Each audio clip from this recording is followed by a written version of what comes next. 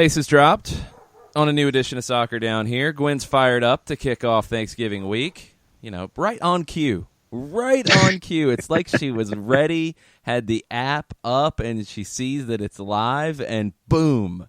It's time to start barking. All right. There's a lot of things to bark about this morning. Atlanta United has made a very big announcement yesterday afternoon that AMBSE is investing in Aberdeen. Aberdeen is a club that was founded in 1903. They joined the Scottish top flight in 1905, and they have never been out of that. They've always been in the top division of the Scottish game.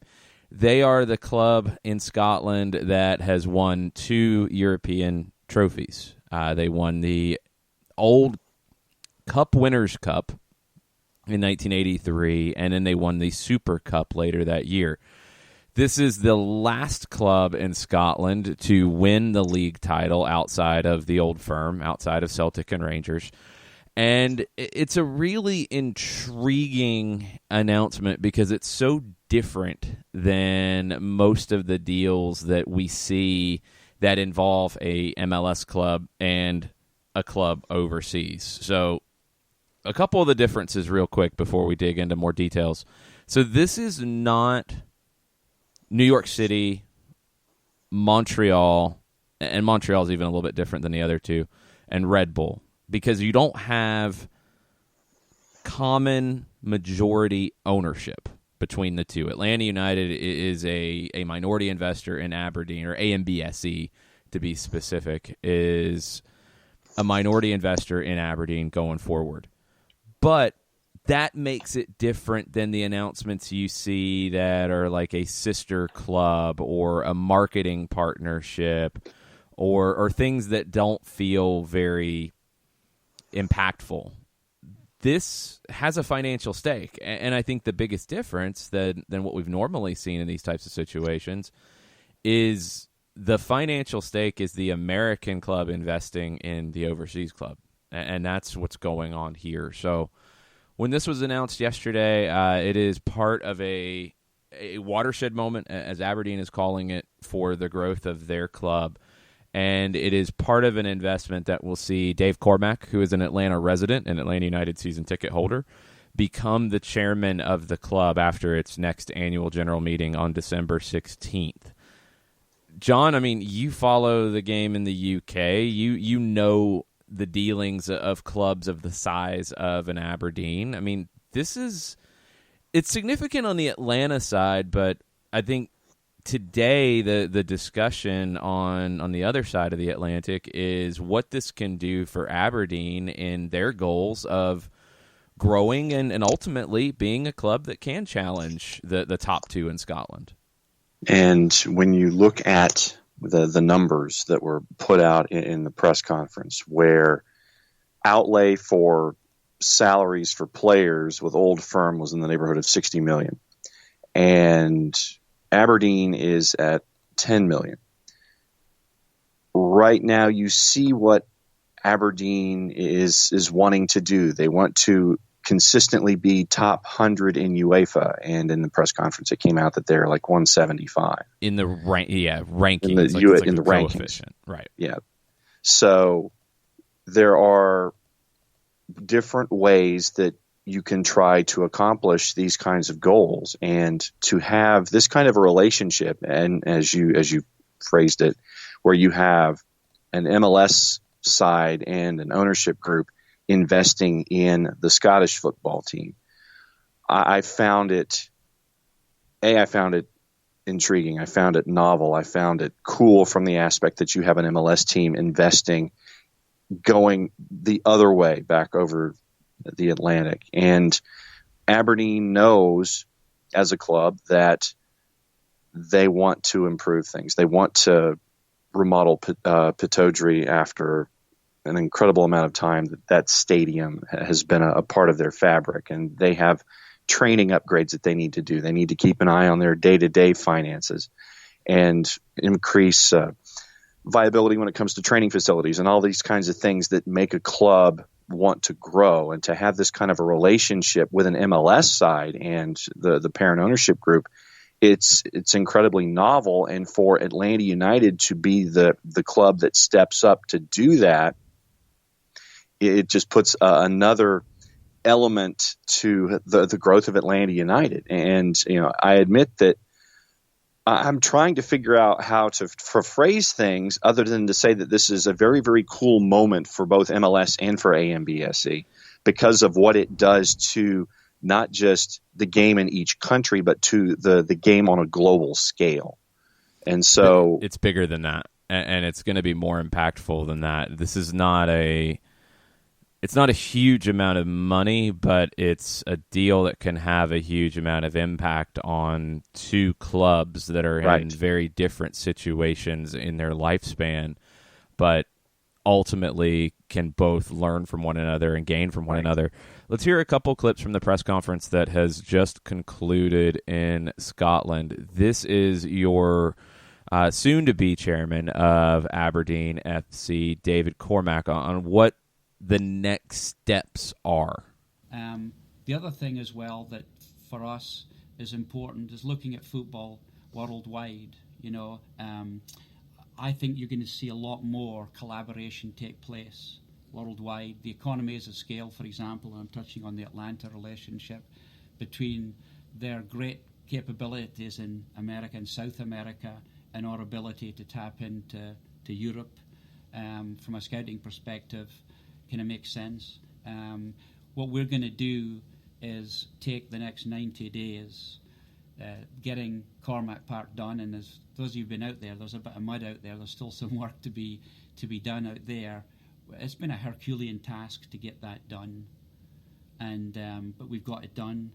And so with Atlanta, we're going to take the next 90 days to kind of go through best practices on the football side as well as on the commercial side.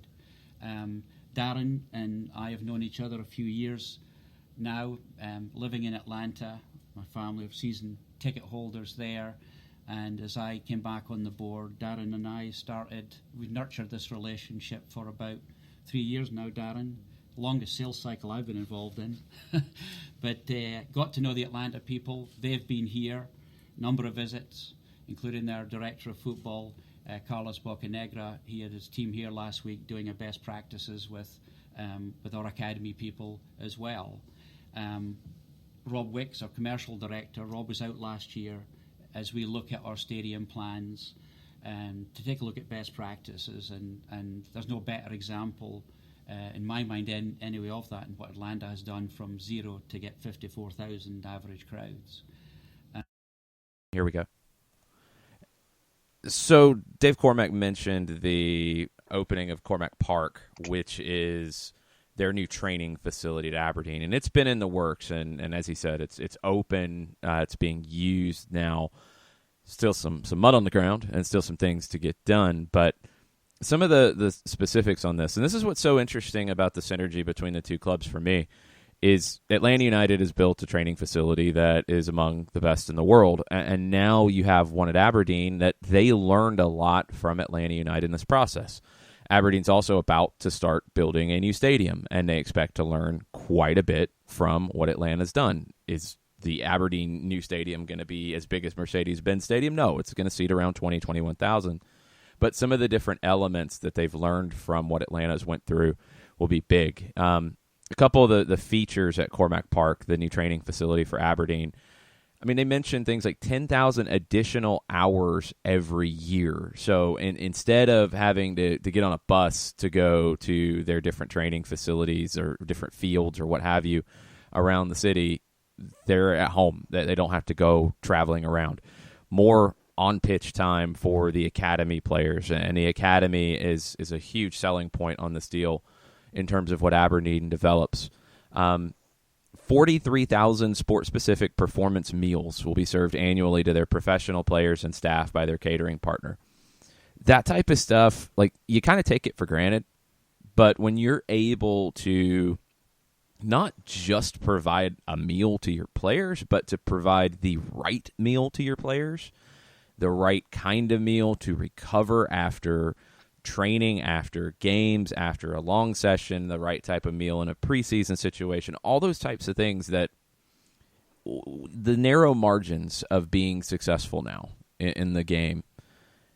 It can be little things like that one club does that another just doesn't have the level of investment, doesn't have the level of knowledge to be able to do. And you're like, we'll feed them, it's all good. But when you're feeding them the right thing, it's a different conversation. So you have the gym space. This has taken 13 months to build, and they're putting the finishing touches on it now as it's open, but getting it truly the way they want it to look like. That's part of this rebirth. Isn't the right word, because Aberdeen is in a good place, but this growth cycle for that club, the training facility was really the first step in doing that, and it sounds like that was a big part of what convinced the board and convinced longtime chairman Stuart Milne, who'd been there for 22 years, that this is the right time, one, that he can leave the club in a better place, and two, people can come in and take it to an even higher level, and that's what it feels like is about to happen. The training facility is the first step. The phrase that was used was evolution, not revolution, in the press conference.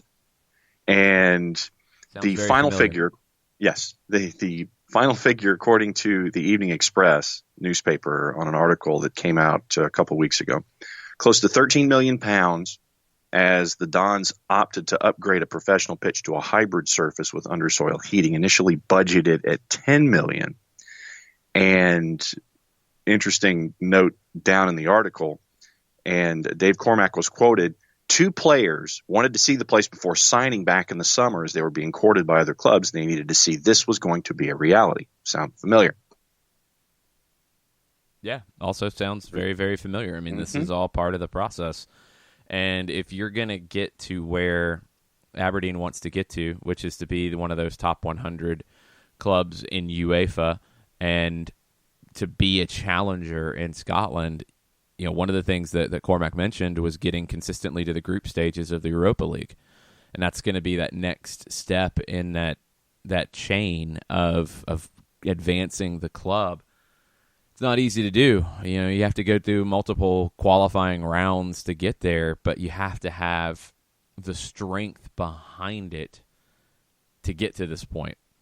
And hopefully from the Aberdeen side, this is something that Atlanta United can help with, which speaks to what Arthur Blank and Darren Eales and Carlos Bocanegra have created from scratch here in Atlanta, that they are seen as a resource for a club that is over 100 years old and has had success in Scotland.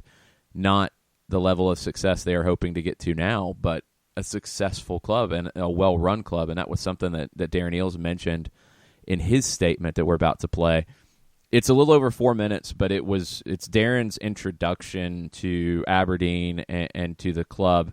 And I think some of the background he gives is really important for one, to remember from the time here in Atlanta and what has been built here from scratch, but also why Atlanta is looked at as it is around the world as a leading club in the world's game. And that's beyond North America. That's beyond, it's a good startup.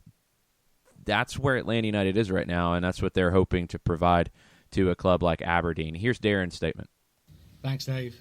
Well, good morning, everyone. It's a real pleasure to be here this morning on behalf of A&B Sports and Entertainment and Atlanta United. We're really excited to be here for the announcement of the partnership between our clubs. Firstly, I just want to echo Dave's comments for Stuart. It's pretty impressive. 22 years at the helm of a club in the world of football is saying something. So, congratulations for that and all you've done for the club. So just to give you guys a little bit of a background about Atlanta United, for those of you who don't know anything about the club, we've been going now for 3 years, so it's a little bit different to 1903 in the history of Aberdeen. We're in Major League Soccer. We're owned by a guy called Arthur Blank. So Arthur Blank, our owner, started up Home Depot. So think the B&Q of America. It's a Home Depot store. He opened the first one in Atlanta, and he built it to be one of the biggest retailers in the world. He also owns the Atlanta Falcons, which is the NFL team that's based in Atlanta, and the Mercedes-Benz Stadium, which is the stadium that hosted the Super Bowl earlier this year. So that's Arthur's background. About 5 years ago, he brought me over. I was previously at Tottenham Hotspur to run Atlanta United. So, when we were starting the club, we had 3 basic principles, very simple. Firstly, we wanted to be competitive. Secondly, we wanted to have the best supporter experience. And thirdly, we wanted to be in the heart of the community. So those were our 3 goals as we built the club. And, we've been really excited with the progression that we've had so far. In terms of our sort of competitiveness on the pitch, we were actually champions in our second season. We won the MLS Cup, and this season we won the equivalent of the FA Cup for us, the US Open Cup, as well as the Campeones Cup. So we've been managing to be competitive on the pitch, which was really exciting. The supporter side of things has just been incredible. A recent survey for the last 5 years average crowds put Atlanta United as 10th in the world in terms of average crowd. And this is in a country which they said, wasn't sure it was going to take to soccer, in an area in particular that they weren't really sure was going to be successful. But, it's a great credit to, the sport growing in America, but also just to, if you focus on your supporters and your fans, how you can create a culture and you can create that excitement. And then thirdly, our big aim was to be in the heart of the community, and that's something that's really important to us. And I'll touch upon that a little bit in respect of Aberdeen and the great works that's done here. So why Aberdeen, and why have a global partnership, this sort of strategic partnership? I think firstly, Dave alluded to it earlier, we're in a global game here with the world of football. And so we feel there's some real synergies that we can have, both commercially and technically, from having a partner club here in Scotland. From an economies of scale, everything from scouting through to data analytics, sports science, youth development. There's many possibilities for us to share those resources for win-wins for both Aberdeen and Atlanta United. So we're really excited over the next 90 days to be exploring and really digging deeper into those sort of benefits there could be for both clubs. Now, why Aberdeen? There's a number of factors for that. Firstly, this is a incredibly well-run club, and that was important to us because we didn't want to have the operational burden. This is not something where we're looking to come and take over the club. This is very much a well-run club, and it's credit to what Stuart's done and Duncan in terms of positioning this club where it is. 6 consecutive seasons of qualifying for Europe. Cormac Park and what's been done here with the training ground shows that there's ambition here, and it's a well-run club. So that was really important to us. Secondly, we're really focused on the core values we have at Atlanta United. And Arthur Blank has that across all of his businesses. And one of the most important is giving back to others. So what's been done here in Aberdeen in terms of the community trust really is absolutely fantastic. From being the UEFA Grassroots Club of the Year this year earlier, decided by UEFA, through to what you did with the Football Memories Programme and the Alzheimer's. It really is impressive what's done in the community. And that was something that was really important to us as we looked for a partner club strategically that we could work with. So that was something that, that really struck us as we were here. And then ultimately it's down to personal relationships. And Dave's someone that I've got to know over the past 3 years in Atlanta. As he mentioned, myself, members of our club have come here and visited. And what we've seen here is what we felt was a real connection in terms of culture around the club, what's happening here, that we could absolutely provide some real sort of win-win synergies between us. So, we're really excited. We can't wait to get started on the partnership. Excited about what the future brings. That was Darren Eales this morning, in Aberdeen's press conference to introduce Dave Cormac as the new chairman, who's taking over in a couple of weeks at the next annual general meeting, and also to discuss further the investment that AMB SE is making in Aberdeen. We're going to take a quick break. We'll come back. We'll get into some of your thoughts on the deal. We'll talk about some of the particulars behind it and a little bit more about Aberdeen and where they are at the moment. We'll be right back after this. Looking for future leaders we can trust and believe in?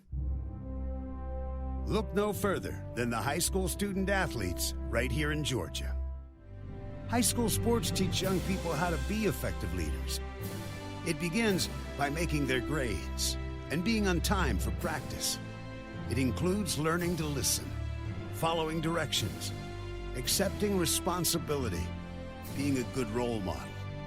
And it's about respect for officials, opponents, the rules, and each other. The result?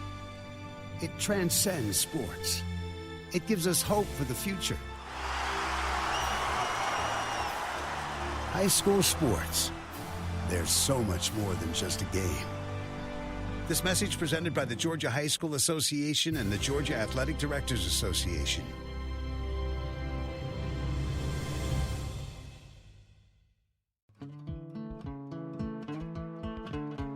Today's show is presented by Appolinsky & Associates, personal injury lawyers with over 30 years of experience, supporters of Atlanta United, Faction, and Inter-Atlanta Youth Football Club.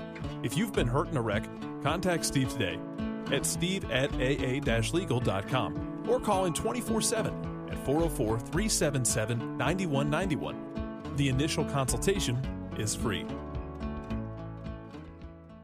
We know that every driver is different, and a one-size policy does not fit all. That's why Country Financial offers a variety of discounts, so you get the coverage you need and the savings you deserve. From good driver to good student, multi-policy to multi-car, we've got a discount to suit every driver. Call Jason Wright at 678-568-6871 today to see what you could save. On Facebook at Jason Wright Agency or by phone at 678-568-6871. Discounts vary by state. Policies issued by Country Mutual Insurance Company, Country Preferred Insurance Company, or Country Casualty Insurance Company, Bloomington, Illinois.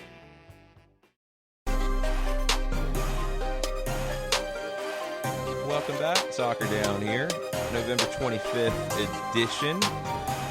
Getting into all kinds of different things. We will get into the MLS waiver process and free agency process that starts this afternoon. Who could be on the move today? The reentry process starts tomorrow. We'll look ahead at that a little bit as well. There's also rumors and all kinds of innuendo from around the world when it comes to MLS silly season, both on the managerial side and on the player side. But this Atlanta United AMBSE investment into Aberdeen has definitely surprised some people, and I think caught some people, unaware that you could see a move like this. And it is, I think it's a watershed moment for Aberdeen, as they've said, but I think it's also a watershed moment for Atlanta United and for Major League Soccer, that they can be in a position of strength to do these types of things. And I think, John, it's important to talk about where Aberdeen is and what they're trying to become, and that why they go out and seek a move like this. This is an investment of roughly $2.5 million. It's part of a £5 million package that Dave Cormack, who will be the new chief executive, is bringing together. Or the new chairman, sorry, that he is bringing together as he, takes a bigger role at the club. He's been involved with Aberdeen over the years, a longtime fan, native of Aberdeen originally, but he's lived here in Atlanta. So it's going to be less than 10% of the club, according to the press release. Atlanta United's not going to have operational involvement or day-to-day oversight, and that's something that Darren mentioned, that they did not want to be in that situation. Aberdeen's a very well-run club. They don't have to be in that situation. Darren Eales will be part of the board of directors as part of the deal. Doug Robertson did some great reporting yesterday with more background on it and some great quotes from Darren. I mean, Darren talked about, they feel like this is going to be a helpful tool for Atlanta United. And it's, after doing all the due diligence, it speaks to the fact that, yes, obviously, money helps anybody and will help Aberdeen, but this is going to be helpful on the Atlanta United side as well. And what really struck me was a story from Doug's article about back in August, Darren and senior execs from AMBSE are visiting Scotland. They're doing the due diligence. And Darren saw a sign at the stadium featuring a quote from Real Madrid manager Alfredo Di Stefano. Alfredo Di Stefano is one of the world legends of the game, one of the greatest players ever from Argentina, moved to Spain, one of the greatest players ever for Real Madrid, one of the greatest players ever in the Champions Cup, which is now the Champions League. He was the manager of Real Madrid when Aberdeen beat them in the 1983 Cup Winners' Cup final. And Di Stefano said, Aberdeen FC have what money can't buy, a soul, a team spirit built in family tradition. That sounds like a statement that Darren and Arthur and Carlos would like to have said about Atlanta United in the decades to come. And that's what makes this move make a lot of sense, because you have two clubs that, as Darren said in the press conference, John, are both rooted in the same things. They want to win. They want to be impactful in their communities, and they want to do it in the right way. And Darren mentioned showing ambition. He mentioned the shared core values of giving back to others, and Aberdeen being UEFA Grassroots Club of the Year. And then he gets into the personal relationships and the culture of what he saw at Aberdeen and what he's seeing with Atlanta United. And you see what we've seen over the last handful, with the last couple of years with Atlanta United, where you have the fan support and family tradition and all these kinds of things. And it's like mind. So it definitely does make a lot of sense, more than just the on the field things that can happen with the relationships. You have that soul that you're talking about and that you're witnessing when you go and see things like this. And so it's not just the on the field stuff. While yes, that is important, you're also witnessing the off the field stuff too. The links between Atlanta and Aberdeen are very, very interesting. It's a small world, and you go all the way back to the earliest days of soccer in the metro Atlanta area. I mean, we're going back to the 1910s, 1920s. We've mentioned it a few times, and you've seen some pieces from Patrick Sullivan, who's dug deep into this ATL soccer past on Twitter. And he shared an article reminding us this morning that, while the Atlanta side of it, and they played at Piedmont Park and really tried to develop the game here before anything else was here, there was another community that Atlanta Soccer Club often played, and it was in Lithonia. Many of the people who came over to work in quarries and worked in the granite industry at the time were from Aberdeen, and that was the Lithonia Soccer Club in the 1910s and 20s. It had a very deep Aberdeen base, and going way back into DeKalb County and those days in DeKalb County, there was a strong Scottish influence, and specifically from Aberdeen. The other thing that's very interesting is in the early days for Aberdeen, and you're talking before World War II, they wore black and gold and then moved to red. So now they still use a lot of black and gold in their secondary kits. Their primary kits are all red, and they've been that since 1939. You also had a player on the Atlanta Chiefs NASL championship team in 1968, Willie McIntosh, who played for Aberdeen at one point, played a season for Aberdeen, bounced around different Scottish clubs. So you've got all these different links, and that's all before John Gallagher went to Aberdeen on loan. And I don't know if the Gallagher loan happened before any talks happened. Probably not. It was probably along in the middle of the process, and it just made sense. I think you're going to see moves like that make sense on both sides. And I think you're going to see a lot of exchange on the academy side of things. That's something both sides have mentioned so far. But for Aberdeen, this is a team that right now is in third in Scotland, 9 points behind Rangers and Celtic. They're trying to get into that conversation, but when you look at the level of spending between the two, I mean, it is a dramatic difference. But Aberdeen is coming from a position of strength in this conversation because they have turned their revenues over in a pretty dramatic way in recent years, making more money than they've ever brought in. And that would likely only continue to grow once they build their new stadium. It really feels like a club that can push into that next level of Scotland, which won't be easy because the gap is huge, but this type of partnership, this type of relationship can make that happen.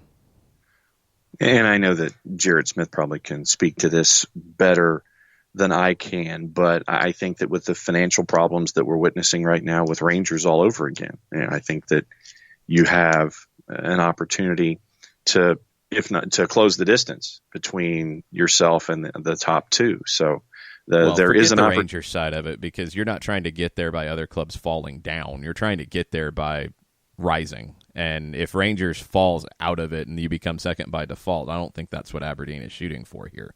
They're trying to earn it and stay there and be sustainable, and that's the difference. Is you have a club in Aberdeen that is attracting this type of investment to be sustainable, as opposed to a club like Rangers that is not showing any signs of sustainability, period.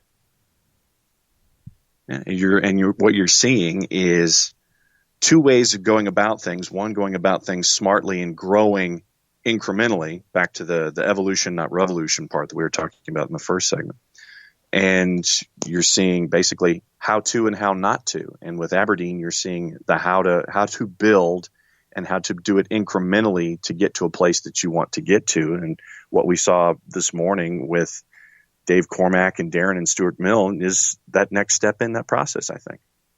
What are the listeners saying when it comes to Atlanta United and Aberdeen? Nathan Pugh says a mutually beneficial collaboration. I expect the youth academies will see a lot of each other over the coming years. For sure. I mean, it only makes sense. And I think you'll see players individually go back and forth a little bit on that youth side as well, and get that opportunity. And it's a way Atlanta United too becomes valuable as well as part of this whole conversation. It's a way for some young Aberdeen players to come over and get that taste. You're just going to have different opportunities now on both sides than either one has had solo. And that's what you'll see from academy at the youngest ages all the way up through like your senior academy or your 18, 19 type of players, plus your second team type of players, and players who are on the fringes of the first team who just need that opportunity. John Gallagher is a prime example. I mean, Gallagher is a player that hasn't been able to break into Atlanta United's first team, but has gone over to Aberdeen, and since joining them on loan has played 19 times and has had some good moments. Has he been a starter every 90 minutes? No. But he's been a player who has grown from this process. I think you're only going to see more of that across the full spectrum. And then Tafka has been fired up on multiple fronts this morning about it. He says, you have created something special when my reaction to soccer/Atlanta United news goes like this. 1, news. 2, oh, that's interesting /exciting /disappointing. I wonder what the implications will be in the future. I can't wait to talk about it on the show.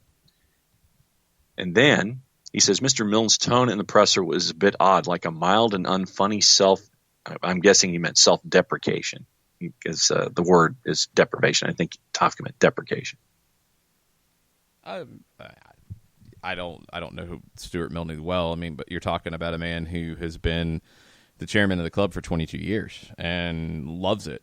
And that's I think one thing that comes through when you read about Aberdeen and you hear some of these, higher ups talk, is that it's not just, oh, this is a nice job to have, or oh, this is a nice investment to make. It's no, this is passion. This is family for me. I think Cormac mentioned some of the other investors in this package are putting family money into it. Like that's a very important element of this. So for Stuart Milne, I think is happy for where the club is going. Hey, he's not going to be the chairman anymore, and that's that can be sad in some ways. So you have to look at the big picture with that. I mean, I think this is a great move for everybody involved, and when you've been there for 22 years, as Darren said, that's pretty rare in the world of soccer these days. This is not, and this was also said in the press conference this morning, this isn't hedge fund dollars that are being put into this relationship. This is personal funds. And there are folks who, after watching the presser this morning, were taking their hat off to Stuart Milne, remembered as one of the most forward-thinking and resilient chairmen in the club's history. And now they're saying you've left a legacy of financial responsibility and positive change that no one can deny. And they said some positive things about Atlanta too. Only beginning of their growth curve, run by some smart folks on both a commercial and a footballing level. So you see that the Aberdeen fans are looking at this this morning as that mutually beneficial relationship, and they're looking forward to seeing where it goes, but taking their head off to what Stuart Milne has been able to do over the last 2 decades. Yeah, and that's what everybody has said, from the beginning, is that, first you have to honor what Milne's done from the beginning and over these last 22 years, because, he mentioned it in his opening statement. You saw in the 90s a lot of clubs in Scotland and also in England, but Scotland specifically, expecting that the TV money would blow up like it did in England, and it didn't. And you had a lot of clubs get in trouble, and Rangers is a prime example of what that can do to a club. Aberdeen was able, for the most part, to avoid that and stay stable, and now be in a better position to grow than really anybody else outside of Celtic. So it's a really fascinating situation, and it's a fascinating look at where things are going here. So I'm intrigued, and I think from the Atlanta perspective, it's very cool that you've seen a club built so quickly that can be seen in a positive light, moving in to invest in a club overseas. If you go way back, and it's something that you're going to dig into in light of this kind of move, if you go back into 1967, 1968, there was talk, and I do know that there were legitimate conversations, but I don't know how far they truly got, about the Atlanta Chiefs, and at that time it would have been, the Braves ownership, buying Aston Villa, because Aston Villa was in a bad situation financially, as many clubs were in the late 60s. And it made the rounds in the media, more so on that side of the Atlantic than on this side. But it was a legitimate conversation, and it was, the reaction was outrage. The reaction was no.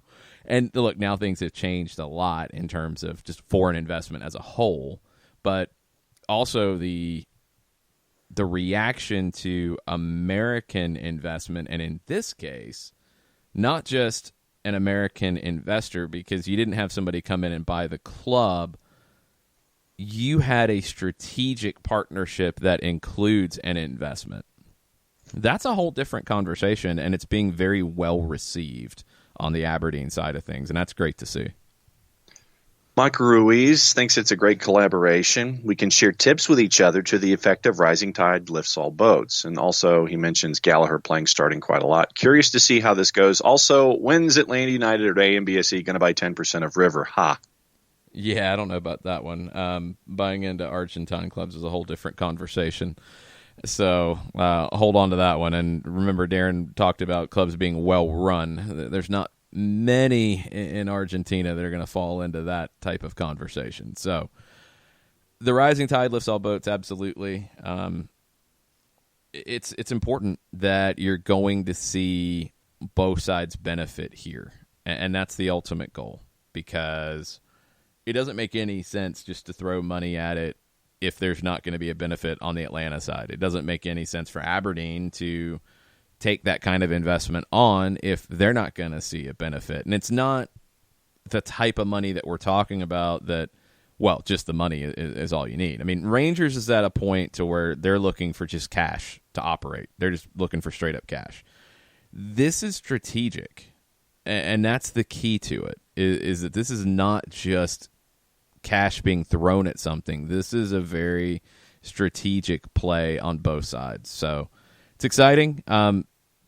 Thanks to Tafka for saying, that, hey, when news breaks, he wants to hear what we're talking about on Soccer Down Here, what we have to say about it. That's very, very cool.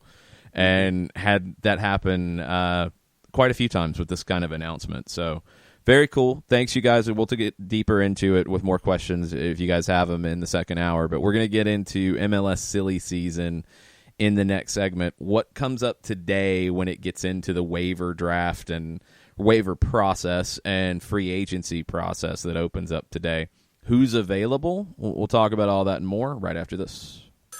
A ranger station. I'd like to report a bear hug. Okay. I put out my campfire and Smokey Bear hugged me. So you drowned the fire, you stirred it, drowned it again, and felt that it was cold? Uh-huh. Yep, he's just letting you know you did good. Bear hug from Smokey Bear. Status update. I'm gonna let you go now.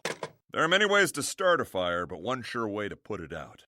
Learn how you can do your part at SmokeyBear.com. Sponsored by the U.S. Forest Service Ad Council and your state forester. As a business owner, you know that every year brings new challenges and opportunities. The success of your business demands expertise and focus. And Country Financial can help you keep that focus by helping ensure you have the right insurance protection in place to meet your goals. Jason Wright can help you create a customized insurance plan that has coverages designed just for your business. Give Jason a call at 678-568-6871 or reach him on Facebook at Jason Wright Agency. Coverages vary by state. Policies issued by Country Mutual Insurance Company, Bloomington, Illinois. This is what matters. This is beyond X's and O's.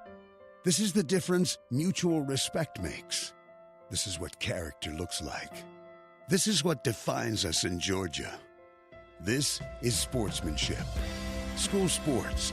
It's not the outcome that matters most, but the way the games are played. This message presented by the Georgia High School Association and the Georgia Athletic Directors Association.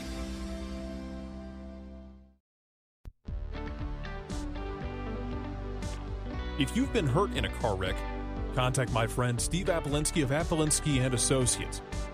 He's been representing individuals for over 30 years throughout Georgia and Alabama. Email him at steve@aa-legal.com or call him 24/7 at 404-377-9191. The initial consultation is free.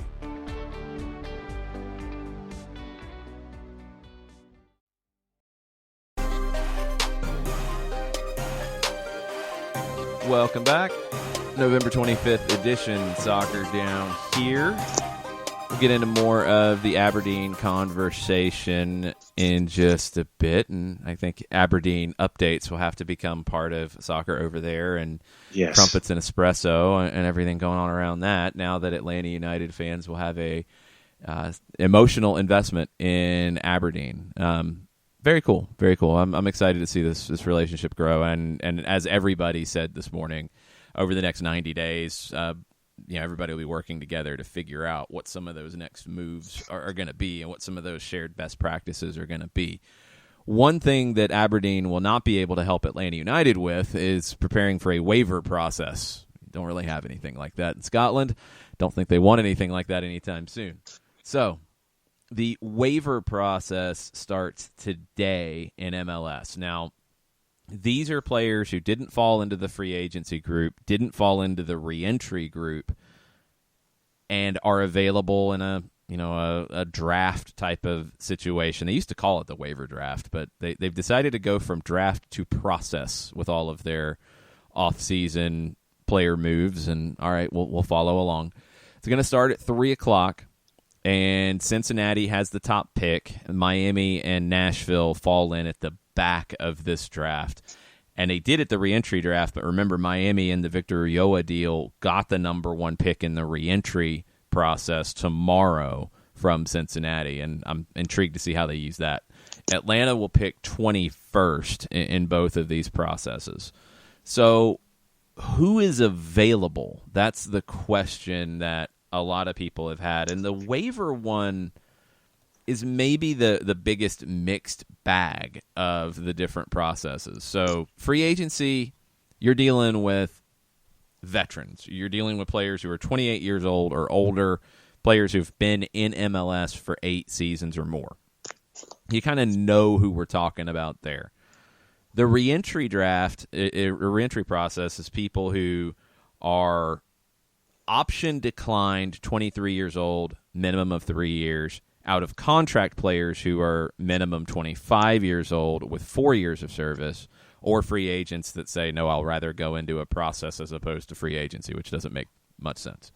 Waiver, you get a little bit of everybody. You have some veterans, you have some young players, you have some players who have never appeared in MLS, you have some players who have been some of the best players in MLS. So you've got a wide range. Now, one thing to keep in mind when it comes to the waiver process is that there are some important elements to this. If players are out of contract, the team who picks them in the waiver process must issue a genuine offer to the player. You're not just picking up their rights and then hoping. If you don't make a genuine offer, you don't keep their rights, is basically what it falls into. So who could be picked in the waiver process? You have, from Atlanta United, players like Chris Goslin, Jose Hernandez, Patrick Okonkwo, who and I think Hernandez did he make an appearance? I know he made an 18 with Atlanta United, but I don't remember if he made an appearance. Maybe it was a very brief one last year. Kevin Kratz, who had injuries this year and only played 1 minute. But then Florentine Pogba is part of the process. Pogba has only been in the league 1 year. That's why he goes through the waiver process. Chicago has Alexander Katai, Nico Gaitan that are part of this process. Two expensive players, but players who are available here. There are some intriguing names in it. There are some players that could grab your attention if you're looking around and curious to see. A Danilo Acosta from Real Salt Lake, who had a rough year on loan to Orlando, but played a decent bit in 2018 for RSL. A player like Gideon Zelalem, who has been recovering from injury and hasn't been able to get healthy and play significant minutes for Sporting Kansas City. He's available here and might be worth taking a risk on. A Cam Lindley, who Orlando made a trade with Chicago to get his homegrown rights, signed him, and then haven't played him, but he's a former U.S. youth international. You've got some goalkeepers, again from Orlando, like Adam Grenwis, Greg Ranjit-Singh, who Grenwis, I think, has shown a good bit in the Open Cup. Ranjit-Singh has shown a good bit in USL Championship play before going to Orlando in Louisville. But both are potentially number twos, or Grenwis could potentially be a number one in this league. I wonder how many players are going to go in the waiver draft and where they might go. There are some players in this process, and not just the names in it, like Gaitan, like Katai, like Harris Medunjanin, like Marco Fabian. Those are expensive deals. Those are ones that people might shy away from.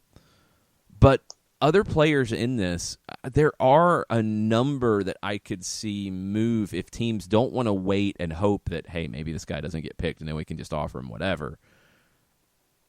Maybe there's some players that get picked here. I think it could be a little bit busier waiver process than we've seen in recent years. One of the guys that you've mentioned consistently is a guy like John Baquero out of Toronto. Yeah, a player who has just struggled to find his way into MLS, into a first team. Had a good year in Phoenix this year on loan, but a player who has the talent to play. A player who has the talent to play in this league and just hasn't had the opportunity before. What happens with a John Baquero, or is it another one where they kind of wait to see what could happen here? I don't know. I'm intrigued because I think there's a couple of the bigger names that I look at, like a Pogba, like a Medunjanin, like a Katai, Gaitan potentially, who you could say, you know what, I'm going to go ahead and pick them up and I'll take that salary on and I'm good. But there's also a guy like Baquero, Grenwis, players or Lindley is another one that I keep coming back to, that you might say, you know what, I'm going to take a flyer on that player because I feel like they haven't had the opportunity that they need. And that's what you're going to get into. So you go back to last year and you look at the waiver draft. 4 players were picked. Marcus Epps went to the Red Bulls. Ended up not really being a significant player for them, and he's available as part of the offseason processes for MLS. Chicago took 2 players, Cristian Martinez and Marco Arena, and Ricky Lopez Espin was also picked going to LAFC, and he did not play. So only 4. I do think it'll be more than that this time, because I think there are more intriguing players available here. And then another one, obviously, with our geographical bias, I guess. I keep going back to a guy like Forrest Lasso who could help you at the back. Potentially. I mean, the question is he MLS ready? And Nashville, we don't know. It's been kind of quiet on that front. We don't know what Nashville thought of his time there. He was on loan from Cincinnati, and we don't know if there was any possibility to make that permanent, or if it was discussed, or if it was decided, you know what, no, we're good. We're not going to make that permanent. Don't really know that situation. He did play a lot for Nashville in USL Championship, and Gary Smith knows him very well, so he would be able to make that idea of if Lasso's an MLS guy or not, and if he's a guy who fits in what Gary Smith wants to do. So Lasso is with that unproven group. I thought he was pretty good with Cincinnati when he got the opportunities early. Don't know why they didn't stick with him more. It helped Nashville out in USL Championship, but I think he's another one of those who is worth taking a chance on. The question is going to come down to, do you want to use a waiver pick? Do you want to commit to making an offer on players here, or do you want to let them go through the process to then you can do whatever you want? I think a guy, if you see a player in this setup that you say, you know what, I don't want to risk losing them, and for me it's more of those players on smaller numbers that make more sense, like a Lasso, like a Baquero, like a Lindley, like a Grenwis, that you say, I can pick them up close to what they're on now or what they were on last year. It's worth the risk. I think those are the types of players that you see move here. I think your Medunjanins, your Gaitans, your others are more of a long shot, and you'd have to know already kind of what type of range we're talking about for salary for those players for it to make sense for a team to pick them today. Tafka asks, is it just him, or do all of the postseason re-entry / waiver drafts seem way deeper than previous years? Yeah, it does seem like that. When I was going through it and looking at possibilities, that's how I felt too. Like there were definitely more problems that could be solved in these off-season situations than in previous years. Now, there's plenty of teams that have needs that they're going to have to go outside the league, but there are also players that I think are going to be in high demand that can help teams straight away. And the free agency process is going to be a big part of that. So, let's take a player like Steven Beitashour, for example. Early 30s, very good right back with Toronto before going to LAFC. He's been part of winning teams over recent years. And when I went through and looked at teams that, needed a starter at right back, DC United, Montreal, Nashville, Miami, those are all easy fits for a player like Steven Beitashour, which means, now the bidding process and the way free agency works in MLS, it's not like these teams are going to be completely bidding against one another. They have a cap in how much money they can offer Beitashour, but he's going to be able to pick where he wants to go based off the manager, based off the facilities, based off the city, based off his ability to play for a winner. So that's a good spot for a player like Steven Beitashour to be in. A player like AJ De La Garza is another one that I look at that will have a lot of potential demand because he's a player who can play anywhere on the back line. He's comfortable playing on the outside, but he can play as a center back as well. And you have a lot of teams that need depth in the back. And I think De La Garza is a player who can start for you, but he's also a player that on a top team that already has their idea of who their starting back four or back three is. De La Garza is a player who can come in and be a reserve at any spot on the back line. He's another one who jumps out to me in the free agency side of things that I think will be in very high demand. Man, I still keep going back to guys like Gaitan and Katai as the obvious headliners in something like this, and is somebody going to take the plunge on a guy like that? But they never do. I mean, yeah, you're talking about great players that are available like this, but how often do you see them picked in this?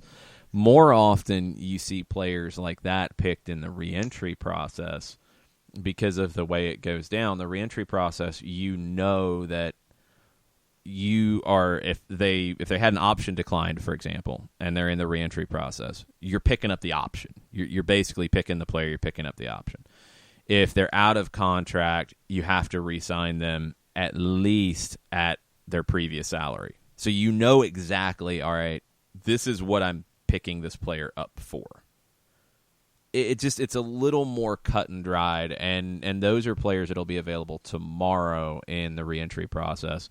There's plenty of guys in that too. I think you look at a player like Jonathan Campbell is part of that, another center back who I think will be in demand as a depth piece around the league. Christian Nemeth, who has shown the ability to score goals on a regular basis in this league. I think he will be in demand there. You look at a Marcus Epps, who was part of the waiver draft last year, a player who is a hard worker out on the right flank that I just don't think has been in the right setup for him. I like his game. I think he's got the ability to help a team out. Derek Etienne is another one with the Red Bulls who's in the reentry process. Bradley Wright Phillips is one that I'll be very curious to see if a team takes a shot on Bradley Wright Phillips. I think the injury question for him is a big one. Ori Rosell coming from Orlando. Orlando basically let every central midfielder go. And when I was going through their needs and where they might go, it was funny because I kept coming back to central midfield, and I'm scrolling through the list of players and looking at like, oh, that'd be a good pick. No, he was at Orlando. Oh, he'd be a good pickup. No, he was at Orlando. They already passed on him. So I'm curious to see where they go because they're basically remaking their midfield at this point around Sebastian Mendez, which is a great player to build around. But what does Orlando do here? Because they're going to have a lot of openings. There's some teams that come into today with only 16, and not the expansion teams either, the current teams. They're going to come in with 16, 17 players under contract. This is a way for them to bolster their squad straight away and take some of the chance of it out, especially in that reentry process where you're talking about guys who've been in the league for a few years. A little bit more of a sure thing. The waiver process, you have a lot of unknowns in that, or you have players on big numbers that are riskier because of those big contract numbers. Free agency, you know exactly what you're dealing with, but you also will have more competition. Reentry is the one that I think can have the most impact if it's used correctly. I think that's why Miami went out and grabbed that number one spot, because they'll be able to have their pick of who's available in the reentry process. And, you know, when you look at Miami, Victor Rodriguez from Seattle could be a player who could make a lot of sense for them in the reentry process. You look at a player like Miguel Ibarra, another one on the right wing, who could make a lot of sense for them as they build their team from scratch. So Juan Agudelo, perhaps. Miami will have that first pick in reentry, and I can't wait to see how they use it, because you don't make that move to get it if you don't have an idea of the pool you're going to be choosing from. And Paul McDonough knows the player pool in MLS as well as anybody. So any of those potential players where you go in a completely different direction, Miami will be able to take that reentry pick and use it wisely. And I think that's where you'll see the most action outside of free agency, more so than today's waiver process. It's reentry tomorrow is where teams can get better. We'll go through the lists and some players that could jump out, some players that could be a fit here in Atlanta to keep an eye on, with Atlanta United picking 21st in both waiver and reentry, and some potential free agents that you could see Atlanta maybe be in the chase for. But we're going to take a quick break. We'll get into the Twitter timeline as well. Send us your thoughts on Twitter at @SoccerDownHere. We'll be right back after this. Looking for future leaders we can trust and believe in? Look no further than the high school student athletes right here in Georgia. High school sports teach young people how to be effective leaders. It begins by making their grades and being on time for practice. It includes learning to listen, following directions, accepting responsibility, being a good role model. And it's about respect. for officials, opponents, the rules, and each other. The result? It transcends sports. It gives us hope for the future. High school sports. There's so much more than just a game. This message presented by the Georgia High School Association and the Georgia Athletic Directors Association.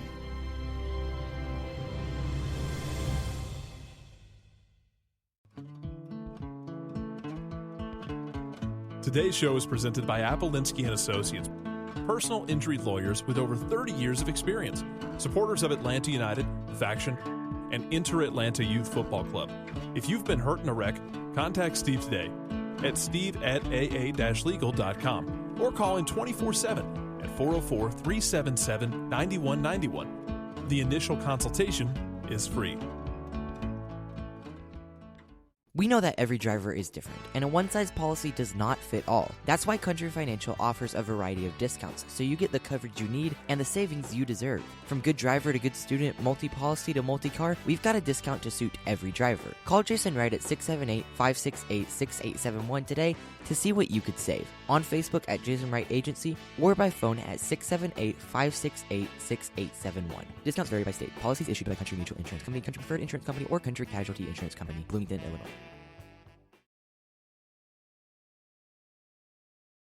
You're listening to Soccer Down Here daily on SDH Networks, a division of OSG Sports. Find us at Soccer Down Here on Facebook and Twitter. The time is now the top of the hour. Peep, y'all.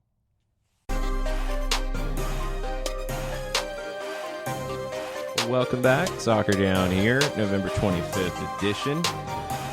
All kinds of things on the timeline this morning, and one of them is out of Portugal. Dirty South Soccer had it this morning. Rumor in Portuguese outlet Record that Sporting Lisbon could be interested in Ezequiel Barco. Sporting is about to sell, or they think they are anyway. You never know until the market actually opens and the deal is signed. But they're expecting to move Bruno Fernandes for big money, and Transfermarkt had him valued at over $60 million. Record is saying that they could use that money and then go get Barco. Now, a couple of things about that. Sporting Lisbon, according to Transfermarkt, has only paid an 8-figure transfer fee 4 times in their history. They're not a club that's known for going out and spending this kind of money. And that's back to some of the Atlanta Aberdeen conversation. That's the interesting spot that Atlanta United is in now, is that they're not a club that is selling at a low transfer amount. You didn't see that with Miguel Almiron. I don't think you're going to see that with Ezequiel Barco or Pity Martinez or anybody else who people come in for. The moves from MLS players going to Portugal, and it hasn't really happened for a senior MLS player since Freddie Adu, to be honest, when he went to Benfica. It's just, you're not talking about these kinds of dollar figures. It's usually Sporting Lisbon.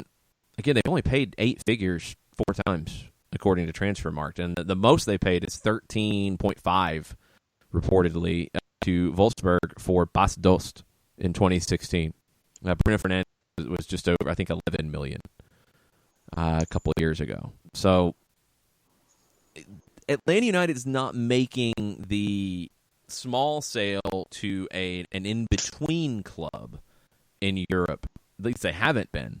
And I think Barco fits into that. Barco was brought here for an amount that is more than Sporting Lisbon has ever paid.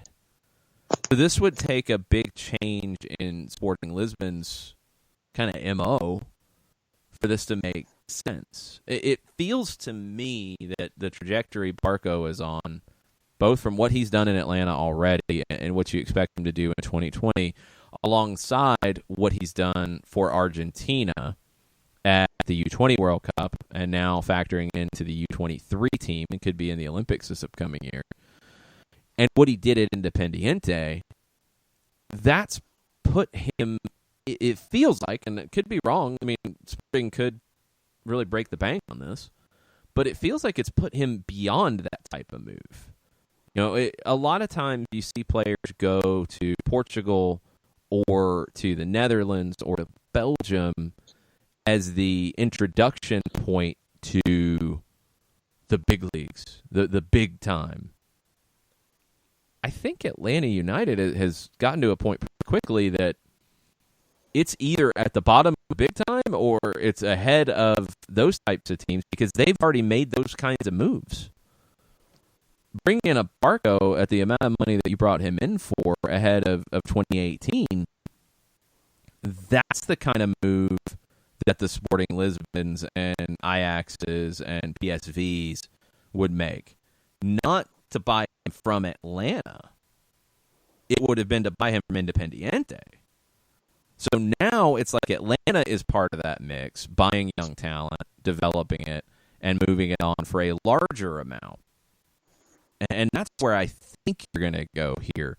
Of course, things change when you bring in that kind of money. And if you're talking about Bruno Fernandes and bringing in that type of money that he could get, I think there's reports now that Spurs are interested because Spurs are reportedly interested in everything that moves right now with Jose Mourinho taking over.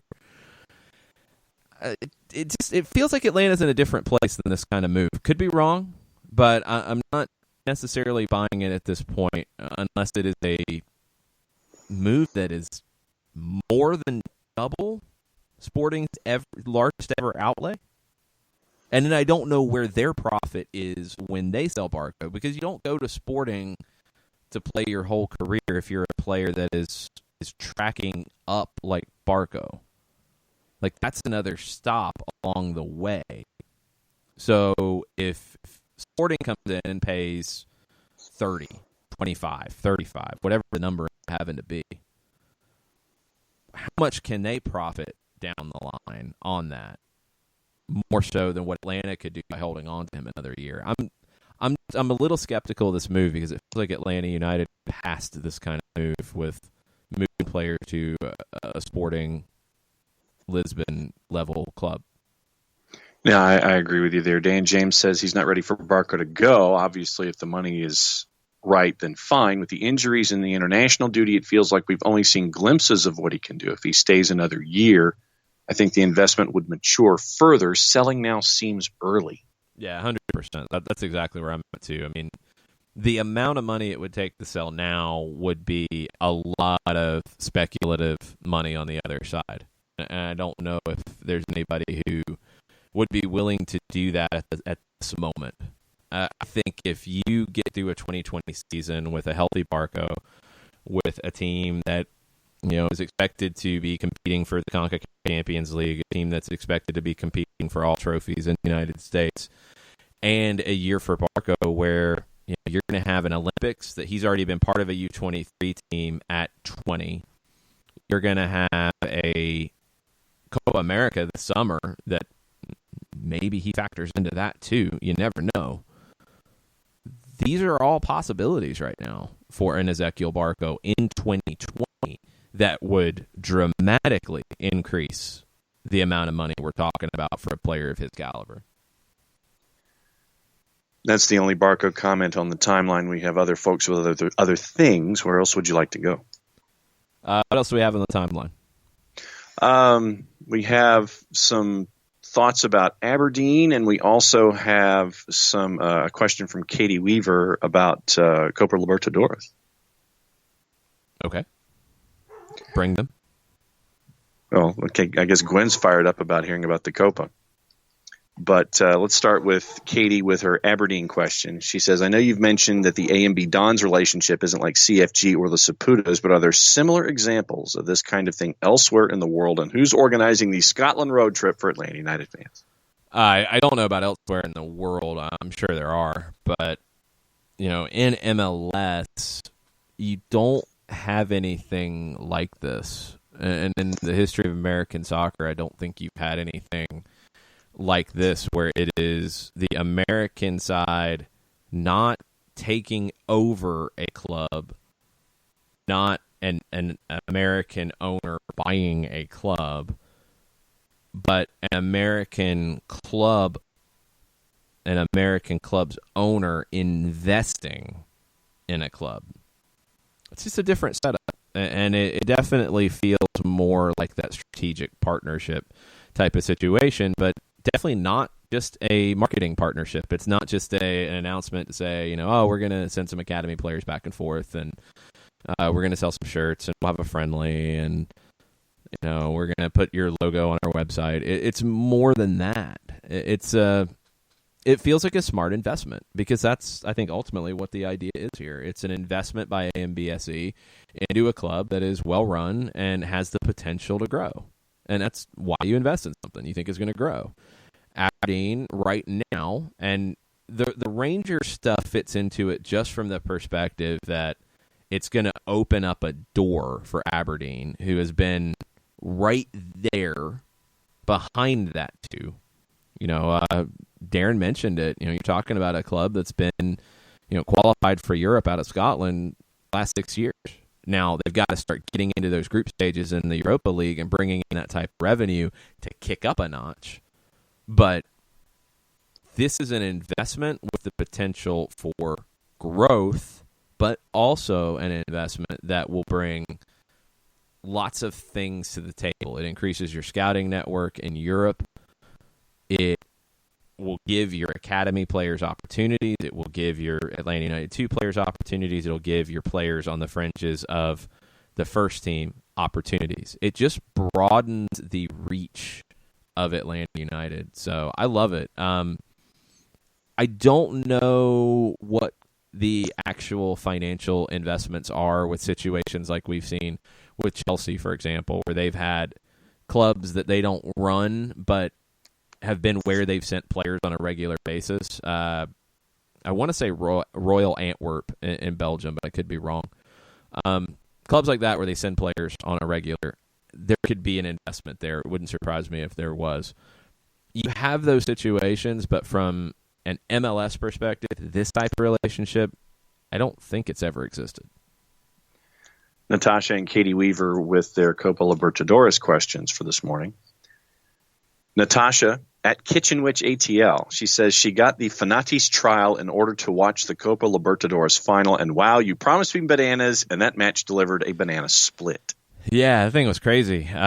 Looked like it was going to be River. They dominated the match. They were in complete control until the last 5 minutes, and then Gabigol got over touching the trophy on the way out of the dressing room and scored 2 goals, and Flamengo ended up winning, and River was completely and utterly shocked. I mean, it was a really good match before that. It just felt like River had it and was in control of it, and they dropped their guard at the end and blew it. I mean, blew it is, I think, the accurate term here, because they just had to see the thing out. Like, Gabigol and really Flamengo in general was not threatening at that stage in the second half until they got the first one. And then it looked like, the boxing match where somebody gets caught with a haymaker and they're wobbly and everything changes. And Flamengo then went for the kill and found it. So, it's a wild match. I think it was a better final than the Champions League final. And that was something that Jorge Jesus said afterwards. He's like, I think it was a better played match. I would agree. I was more entertained by it. I think it was a really good advertisement for the quality of the South American game, and I hope that people that tuned in and checked it out, that are new to it, enjoyed it. I think they did.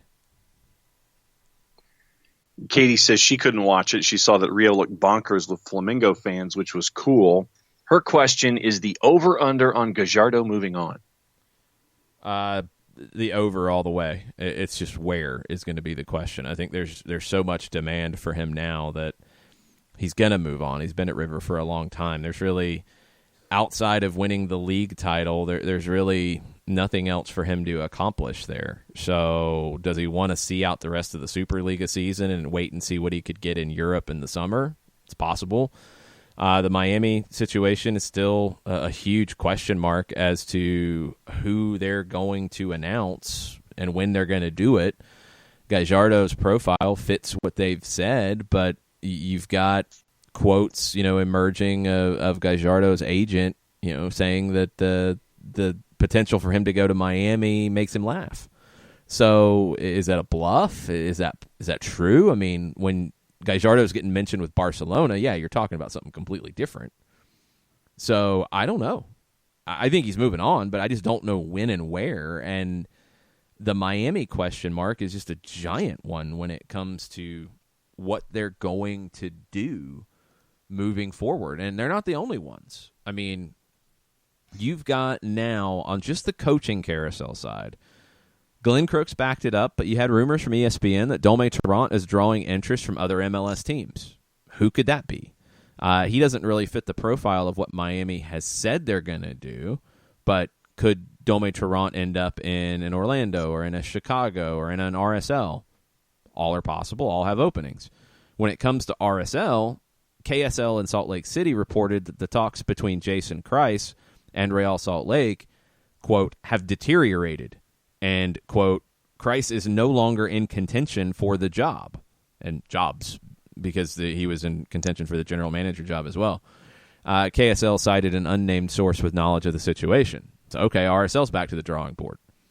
Now, Orlando, does Oscar Pareja become the guy there? Because Xolos failed to reach the Liguilla, the playoff system in Liga MX. There's more rumors in the Mexican media about Pareja moving to Orlando. And Cesar Luis Merlo, who is based in Buenos Aires but also covers the Mexican game for AM in Mexico, he said that the move would be a multi-year deal and would bring more money to Pareja. It would get a pretty nice raise for him. So you have Dome Tarrant drawing interest. You have now the true potential of Pareja to Orlando, but is Orlando looking at other possibilities? You have RSL in play because Jason Kreis is reportedly not in play there. You have Chicago that has blown everything up, player-wise, logo-wise, coaching staff-wise. What are they going to do? Because they got to do something big. You're going to have a managerial carousel that I think now has started spinning faster. It sounds like from Miami's perspective that they already have their guy. And if that's the case, who is it? We've been told that we'll know who it is. We'll know him. We'll know him well. But who is it? I don't know. And when is he going to? I mean, because we've had the shadow cabinet so far, allegedly, with the moves from the expansion draft. That doesn't matter. That's hype. It really doesn't matter in my book, because if you've already got the guy done, if it's already ready to go, and then yes, of course, you're going to have his input on players in the expansion draft, or at least types of players, and more importantly in this type of situation, look, if you're bringing in somebody from outside the league, they're not going to know the overall depth of who's available in the expansion draft and who to pick, but they're going to know the types of players they like or the types of positions they want to focus on at this stage. They're going to give their input. That's the important thing here. They're not sitting there making the pick. It's not how it works. So, yes, they've had input. But now, who's it going to be? Because according to everything that's been said, and just trying to judge it from the outside, you would have to think that it was somebody that they've identified that was in a job, because otherwise, why didn't they hire them before? There's no reason not to. So your Solaris, your Gattusos, they could have already hired them. So now, if they've already got it done, but they haven't announced it yet, you would expect that there would have been a reason why they didn't announce it. So a Gallardo would make a lot of sense in that regard. Right. But when you're also getting linked to jobs like Barcelona, it's a whole different conversation. When you've got Pep Guardiola shouting you out, it's a whole different conversation. And yeah, even though it's a complete and utter wild card, you do have a guy like Mauricio Pochettino who's now on the market. You could have other people that are going to be on the market in Europe very soon here. You have, people like Eduardo Caldet, who won the most recent Superliga title in Argentina, who has been in the United States and played here. He's in the mix now. You have Martin Palermo, who is out at Pachuca in Liga MX. He could be in the mix. You've got a lot of moving parts right now, so what all of these teams do, and Miami is the one that has said they have their guy. We just don't know who it is. The others, we haven't gotten to that point yet. But you're going to start to see a lot of that stuff kick up fast here as teams jockey for position, just like they're going to be jockeying for position on the player side. And we'll get into that on the other side of the break. So your questions on the managerial carousel, if you have questions about the Atlanta United-Aberdeen relationship, anything else in MLS, anything else in the world of soccer, throw them our way on Twitter @SoccerDownHere. We'll be right back after this. A ranger station. I'd like to report a bear hug. Okay. I put out my campfire and Smokey Bear hugged me. So you drowned the fire, you stirred it, drowned it again, and felt that it was cold? Uh-huh. Yeah, but he's just letting you know you did good. Bear hug from Smokey Bear. Status update. I'm gonna let you go now. There are many ways to start a fire, but one sure way to put it out. Learn how you can do your part at SmokeyBear.com. Sponsored by the U.S. Forest Service Ad Council and your state forester. As a business owner, you know that every year brings new challenges and opportunities. The success of your business demands expertise and focus. And Country Financial can help you keep that focus by helping ensure you have the right insurance protection in place to meet your goals. Jason Wright can help you create a customized insurance plan that has coverages designed just for your business. Give Jason a call at 678-568-6871 or reach him on Facebook at Jason Wright Agency. Coverages vary by state. Policies issued by Country Mutual Insurance Company, Bloomington, Illinois. This is what matters. This is beyond X's and O's. This is the difference mutual respect makes. This is what character looks like. This is what defines us in Georgia. This is sportsmanship. School sports. It's not the outcome that matters most, but the way the games are played. This message presented by the Georgia High School Association and the Georgia Athletic Directors Association.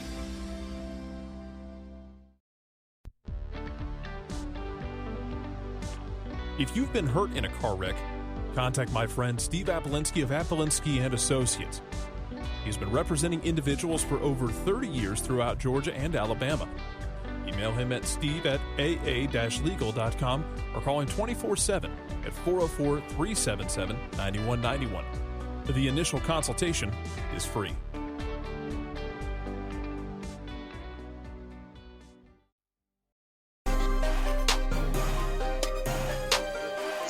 Welcome back, SDH, November 25th. Waiver process starts today at 3 o'clock. Free agency opens at 3 o'clock. There will be moves on both fronts by the end of the day, I think. One player that doesn't have to go through that process but is being linked to Major League Soccer right now is Mario Balotelli. So Nicolo Shira is reporting that Balotelli is drawing interest from Galatasaray and from Toronto FC. Football Italia reported that Balotelli could be tempted by an MLS offer. And look, Mario, I'm going to go ahead and steal Nick Alifi's thing here because he's been saying this for a while, and he's 100% correct, especially after comments that just came out. Mario, come to Major League Soccer. You won't have to deal with the morons that you're having to deal with right now at Brescia. When your own president makes a comment about asking why Balotelli was dropped following a dispute with Fabio Grosso, and this is idiotic. This is ridiculous that the club president is saying, when asked about Balotelli, he's black. What can I say? He's working on clearing himself, but he's having a lot of difficulty. That's a club president in Italy saying that. Mario, come to Major League Soccer. You won't have to deal with this stuff at all. You'll get a chance to be yourself. And yes, Mario Balotelli has had issues in pretty much everywhere he's been, and this is a different kind of issue, allegedly. I mean, we don't know exactly what the issue is with him and Grosso, but when you have a president saying this is a different issue than Balotelli's faced from a club president saying this about him, his own club president. Balotelli would be a risky signing for an MLS team because he's had issues at different places he's been. That's a fact. That's true. It's nothing to do with the color of his skin. Balotelli would be able to come here and not have to deal with that element of it. I mean, yes, we saw not long ago that he was the target of racist chants at Hellas Verona. all kinds of idiotic things happening in Italy. And as I've said many times on Soccer Over There, I am not with the people who are saying, ban the league, take it off ESPN Plus, just I'm not going to pay attention to it. Now, I'm going to pay attention to it because that's the only way it changes is if we keep talking about it. These morons are going to be shamed out of the game eventually. And eventually might be a process, and it might take time, and it's not going to happen overnight, that's for sure. Not when you get idiots saying things like this. But they have to be shamed out of the game. And sure, in the short time, if you're a player playing in that league, leave. Don't put up with that nonsense. Walk. Like, get a deal and go. I mean, Brescia's not a dumb enough club to not take money for Mario Balotelli if somebody's going to come in and offer it. So move on. Get out. Don't go there. All those things are 100% valid, but no, we're not going to stop talking about it. Sadly, because it's going to keep happening right now, and it has to be talked about if it's ever going to change. They are going to be shamed out of this. And to do that, you have to be paying attention, and you have to be talking about it. It's embarrassing. It's sad. I hate it for the many, proud fans of the league, the many great people that are involved in the league. But, yeah, this stuff's embarrassing, and Balotelli should leave. And I don't know if going to Turkey would be the great fit for him. I don't know if going to Toronto would be the great fit. I mean, I'd have a question as to how that would work with Josie Altidore there. Could somebody else in MLS pop up and make an offer? They should right now, because I think he would jump at the chance to get out of that situation. I will be one of the first people to sit there and admit that a couple of years ago, I was of the mindset is that if something was going on, that I would just tune it out, put it to the side, move on, and just let it flame out on its own. But recently, and this is more like the last couple of years, I have become more of a mindset of going ahead and being another one of those folks that is more than happy to expose stupidity for what it is, continue to hammer that point away, and sit there and continually remind folks that item X is stupid, person Y is stupid, situation Z is stupid. And for us to be better as individuals, you have to continue to focus on the stupidity, hammer it home, so these folks are shamed into being exposed for who they are consistently, and then kicked out from whatever they are. And this is, for me, this is something that is, yes, we're talking about soccer, but at the same time, it goes into other strata. But yeah, for me, I have changed my mindset over the last couple of years to just go ahead and keep pounding points like this and exposing stupid people and stupid things for what they are. So yeah, Balotelli, get out. Bottom line, there are better places for you. There are better front offices for you. There are people who can respect who you are as both an artist and a soccer player and an individual. Just get out of there. Do what's best for your career, and look, you're not talking about a league that has no stature. You're not talking about a league that has no history. You're not talking about a league that doesn't have importance. It does. But yes, if you're in this situation, go and get the right offer and go elsewhere. And if you're thinking about going there, think about this type of nonsense. It's got to change, and pressure's got to continually be put on it for it to change. Otherwise, it just is what it is. It's sad. It's ridiculous. I just get completely blown away by more and more of these things that happen.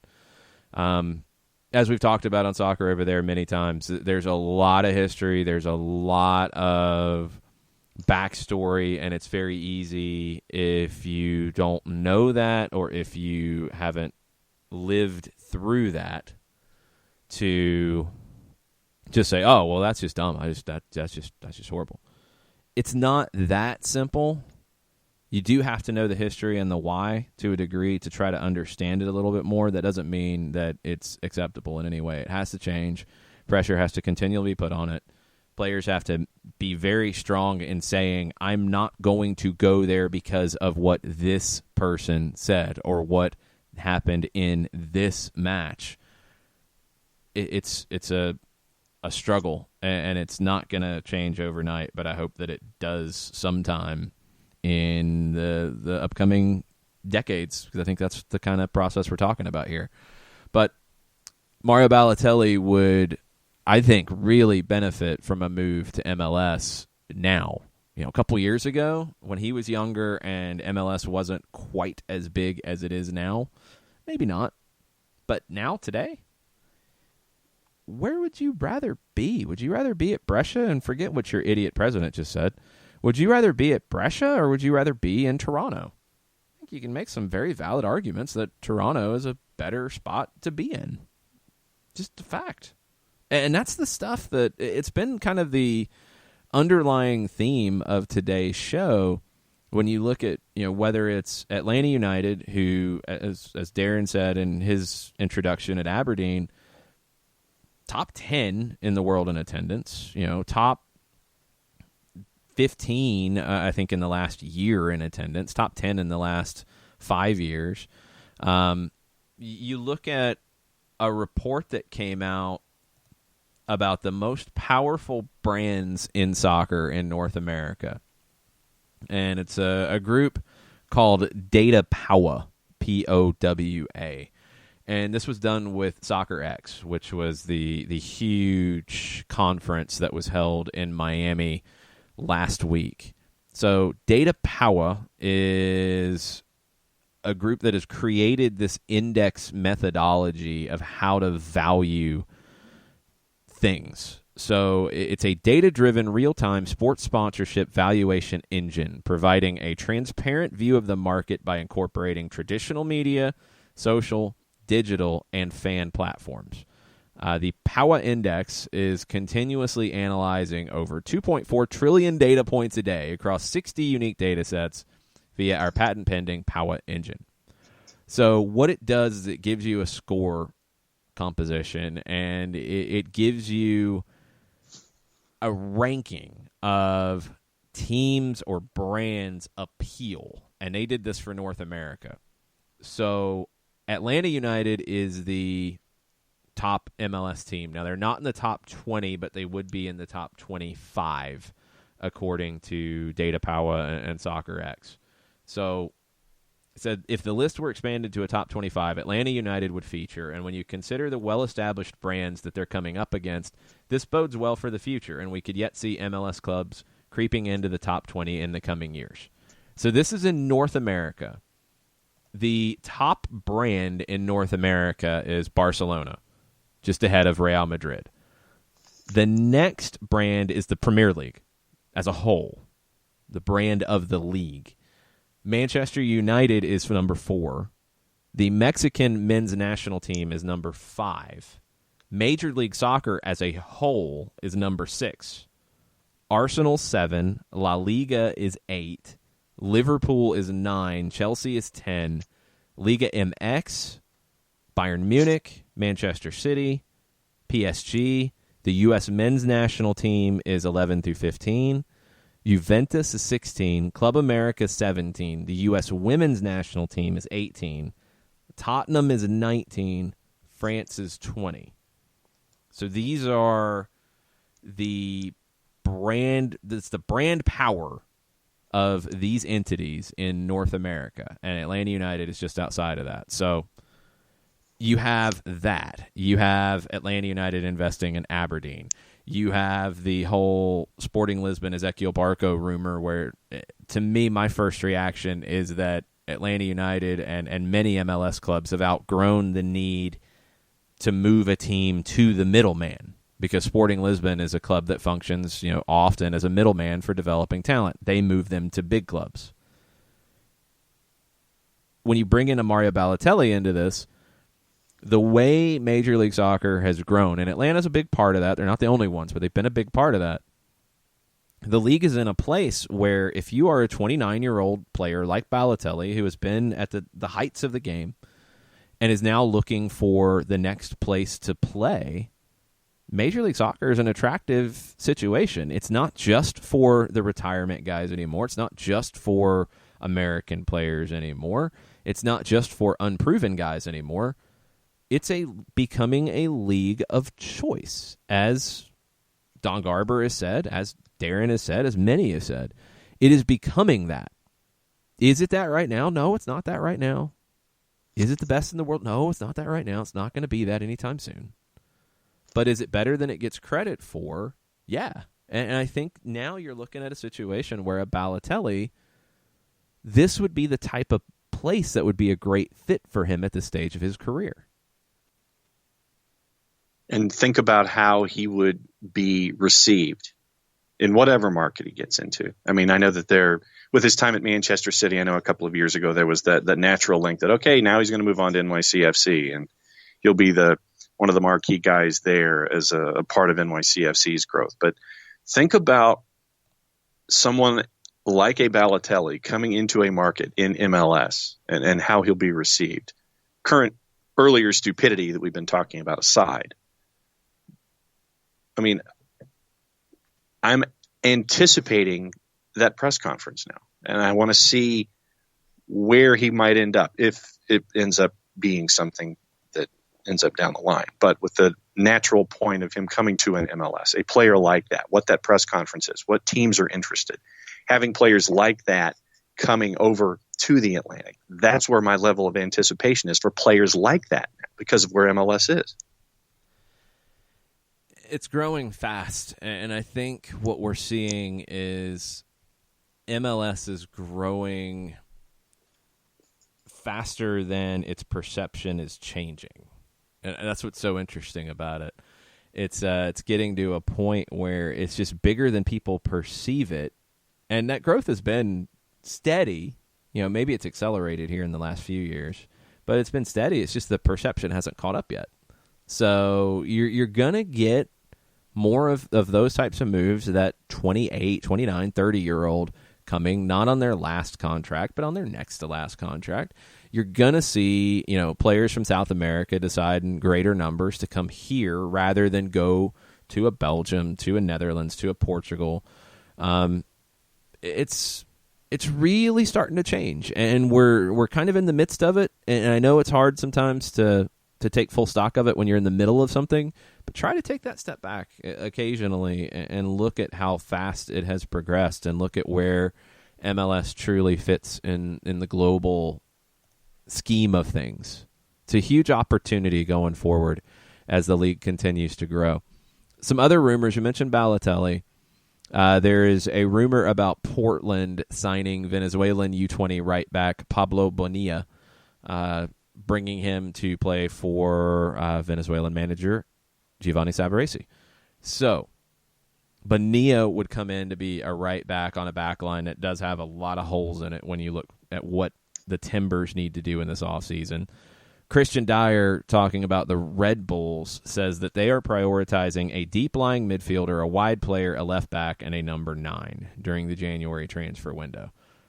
Some of those, I think left back is one where there's going to be opportunities for them to grab one either in free agency, either in the re-entry process, maybe in the waiver process. Number 9, I'm intrigued to see what they do there because they do have Tom Barlow, who's a young talent coming through that needs time. They do have White, who's another young talent that has shown pretty well. Are they just going to push them to the side and go out into the market and get somebody, or are they going to get more of like a veteran player to come in and support those young players? The deep-lying midfielder, well, they should have done that when they sold Tyler Adams, but that's another story. One last one on the player front before we take a break. Ali Adnan, left back for Vancouver. They made that deal permanent over the summer. Well, he gave an interview that was posted on a Facebook channel, and it's been confirmed that he says he has offers from European teams. And he's going to make a decision on what he wants to do next. Kind of a crazy spot because Vancouver had to make a decision on him, I think, in the summer window to keep him, and they did. And now they might have to let him go. Now, hopefully they will get a nice transfer fee for him. Hopefully. It's kind of part of the business. We'll see if they do that. If they just let him walk, that would be kind of a shock. But who knows when it comes to some of the teams. Just like MLS is growing faster than the perception, I think in some ways MLS is growing faster than some teams have been able to adjust to. And you still have the situations like DC and players walking, and now they have a ton of holes. DC and Chicago were the two that, as I went through and like built depth charts on each team as to how they sit this morning, those were the two that surprised me the most, that have the most holes and the most things they have to do in this upcoming first internal window, and then in the January transfer window. Man, those front offices have a lot of work ahead of them. Tafka had a question before we go to break. Okay. And it's about the Aberdeen situation. And he wants to have something explained, and I don't know if we necessarily have an answer. He says, explain this to me. How in the world, and that's in all caps, is the Aberdeen news not being promoted on MLS? Not only is it not headlined, and then again in all caps, it has not been reported at all, exclamation point. It's a good question. I don't know why Major League Soccer would not be talking about that at all. I don't understand that as I look at their list of recently released news. I did see that they reposted a piece about the early contenders to win the 2020 MLS Cup. They reposted that yesterday, but they didn't update the text in it because it had things that were related to moves that were made earlier in the week. Like, well, we don't know if this player will be back. Well, it's already been announced. So if you're going to repost stuff, just please update it before you repost it, and maybe talk about news like this. I think it's a big deal. Maybe it's not a big deal nationally. Maybe we're just completely foolish, and maybe we're looking at it through Atlanta tinted glasses. I don't know, but I'm a little baffled by that as well, Tafka. Let's take a break. We'll come back. We'll finish up on the Twitters with you guys at Soccer Down Here. Let us know what you're thinking on a Monday morning. We'll be right back. Looking for future leaders we can trust and believe in? Look no further than the high school student athletes right here in Georgia. High school sports teach young people how to be effective leaders. It begins by making their grades and being on time for practice. It includes learning to listen, following directions, accepting responsibility, being a good role model. And it's about respect for officials, opponents, the rules, and each other. The result? It transcends sports. It gives us hope for the future. High school sports. There's so much more than just a game. This message presented by the Georgia High School Association and the Georgia Athletic Directors Association.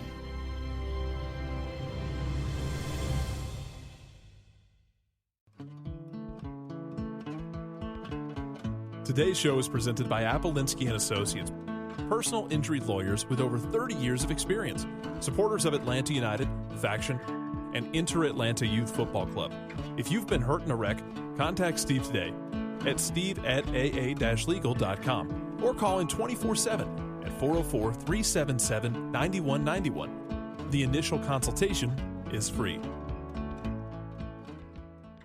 We know that every driver is different, and a one-size policy does not fit all. That's why Country Financial offers a variety of discounts, so you get the coverage you need and the savings you deserve. From good driver to good student, multi-policy to multi-car, we've got a discount to suit every driver. Call Jason Wright at 678-568-6871 today to see what you could save. On Facebook at Jason Wright Agency or by phone at 678-568-6871. Discounts vary by state. Policies issued by Country Mutual Insurance Company, Country Preferred Insurance Company, or Country Casualty Insurance Company, Bloomington, Illinois.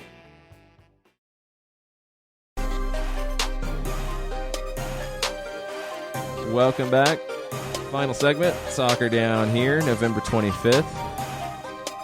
Lots of odds and ends to finish up with. We have some things on Twitter from over the weekend, some feedback on some of our takes on previous shows. We'll get into all of that right now.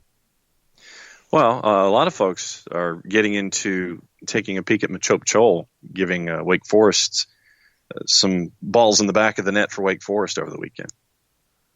Yeah, he scored a goal in Wake Forest, big win over Maryland as they move on. Machope is a player who developed at the Decatur YMCA, then went into Atlanta United's academy, and he has, I think, grown into his body a little bit at Wake Forest. Very good on the dribble, and he was always one of the more effective players on the dribble in the academy and as a young teenager. But now he looks stronger. He can handle challenges a little bit more. He doesn't get knocked off the ball as easily. Really rounding out his game. He's one that I've had in the back of my mind because of his 1v1 ability for a while, but he's one that I could see finding his way into an Atlanta professional setup. Now, is he MLS quality? I don't know yet. But is he a player that you could bring back into the twos? Absolutely. I think that's a definite. He has one more year at Wake Forest, if I'm not mistaken. I think he's a junior this year, so he'd have one more year with the Demon Deacons, and I think he'd probably be best served to go ahead and play that, because I don't think there's going to be an offer that would be worth it for him to go pro, unless that's just where his head's at and that's what he wants to do. But after his senior year, I mean, he would be a player who would be eligible for a homegrown deal. So keep an eye on Machope Chol. Jarrett is keeping an eye on Mario Balotelli and is saying, go ahead and go to Sporting Kansas City. Let Vermees have his striker. They got to spend for it, and it looks like they're going to spend on Lucas Cavallini out of Puebla instead. But Sporting Kansas City also has the possibility, with the names that are available in this offseason in the various different ways. So if Sporting Kansas City wanted to dip into the, let's see, I think it would be the re-entry. Actually, he's not listed. So I don't know why Nemanja Nikolic is not listed, other than maybe he just said, I'm not coming back. So he's not there. He would be a player that could have fit for them. And I think at one point there was a rumor of him potentially going to Sporting Kansas City. You have Bradley Wright Phillips in the re-entry process. Does he have another year in him? Maybe. Juan Agudelo is another one, also in the re-entry process. Either one of them could be that number 9 for Sporting Kansas City. So most likely, I think they go get Cavallini or somebody like that and spend that $6 to $7 million that Cavallini's been rumored to be, which isn't crazy money, but the type of designated player that makes sense for a Sporting Kansas City. Mario Balotelli is a whole nother price point that I don't know if Sporting Kansas City's ready to spend. Tim Trussell-Smith had a thought about the discussion we had about pies, and he said he was listening to Friday's episode. He says, your show is soccer down here in all caps, and you don't mention pecan in your Piper rankings. Yeah, I told you, that's my bad food take. That's my John-esque food take. I don't like pecan pie. I'm not either. I don't like it either. That's not a surprise. No. But yeah, your food takes that infuriate people, that's no longer surprising. No.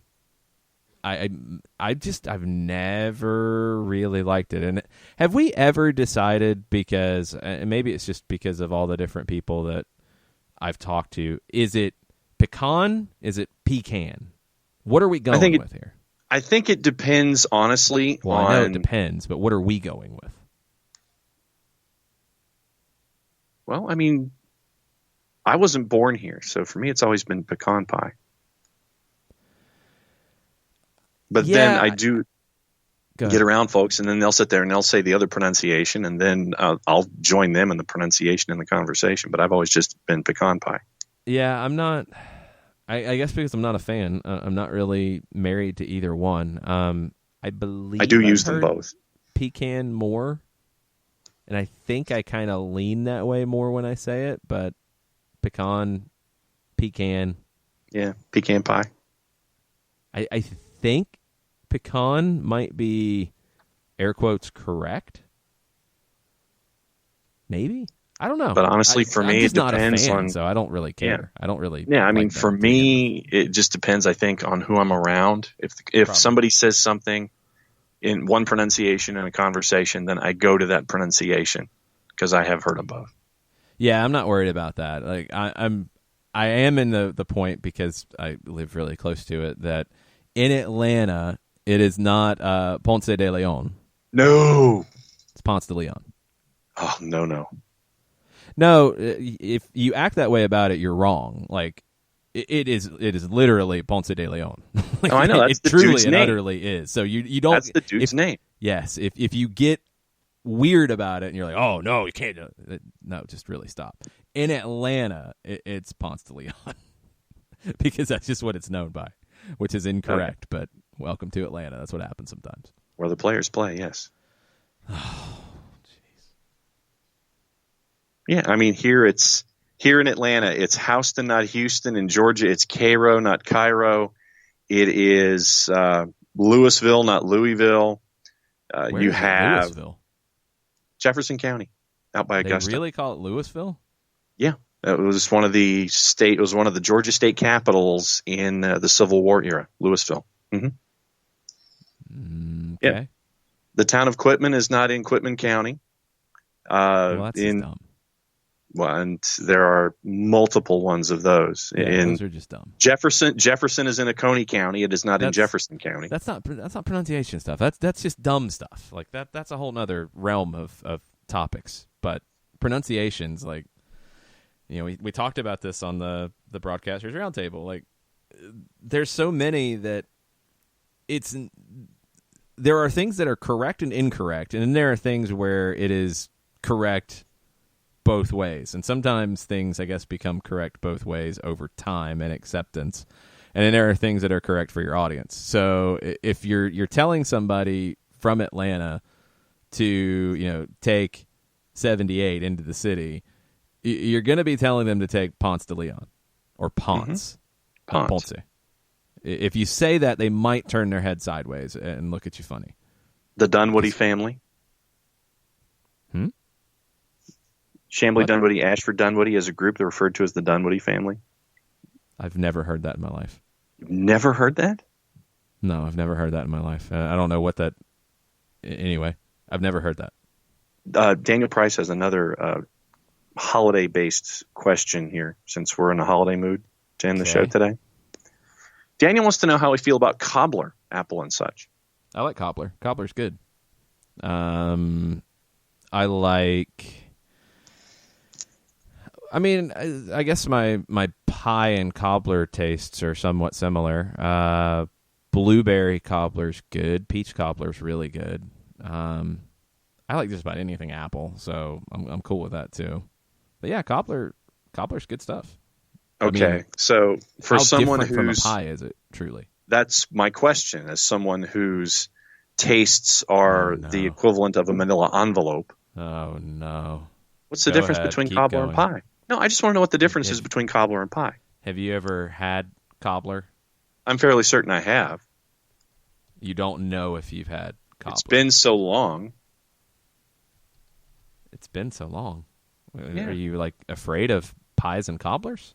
No, I'm not afraid of pies and cobblers. It's just that normally I'm getting pie. I don't normally sit down, and cobbler's not something that's readily offered for me. Okay, first off, I don't think you're sitting in the right places then, if that's the case. True. I mean, that's probably not in dispute. Okay, let me break it down. Try to get an expert here. So, according to Leaf.tv, they say that one way to differentiate between pie and cobbler is through the crust. So the pies are encased in pastry. Cobblers are just topped with the pastry or dough or whatever. You don't have the bottom, you don't have the sides, you just have the top. Whereas with the pie, you have the whole thing. That got it. Your number one thing. I mean, you can get into all kinds of others, specifics about the way different parts are done, but that's how they look different. Okay, so Daniel says, apparently I've got him 1 second away from grabbing his pitchfork. Yep. It's true. Is he going to have a tiki torch in the other hand? No, he's just going to hit you with the pitchfork for your bad food takes.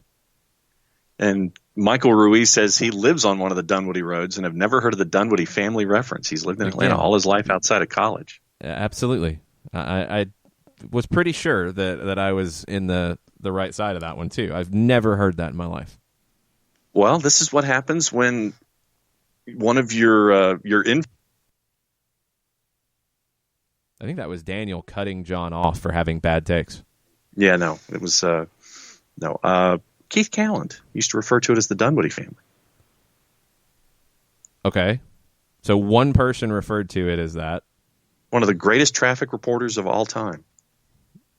He might have been great at telling you where traffic was, but nobody else calls it that.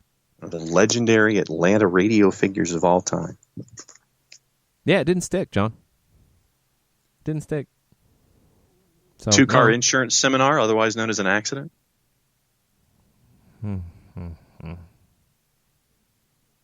So you're going to come in and you're going to say that you don't know what cobbler is, and then you're going to try to sell us on this whole Dunwoody family thing that nobody's ever heard of.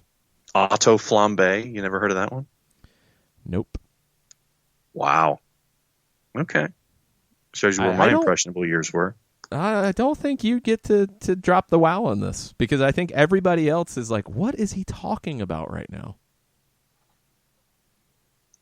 As I've told you, there should be a Nelson annotated at the end of every show. We'll do it, because then people would actually know half of the things you're rambling about. Well, then you might need to write it down, because I know if you tried to type it while you were doing the show, you'd probably break the computer. Just saying.